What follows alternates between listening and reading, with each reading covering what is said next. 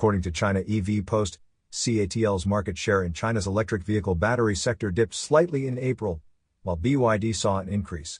In detail, CATL's power battery installations reached 15.65 gigawatt-hours, holding a 44.65% market share, a slight decrease from March.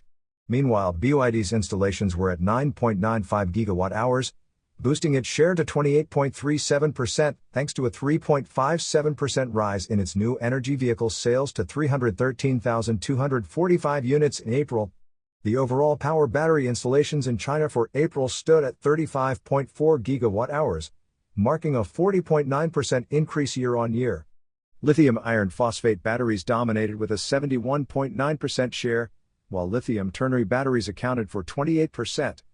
In the global EV battery market from January to March 2024, CATL led with a 37.9% share, followed by BYD at 14.3%.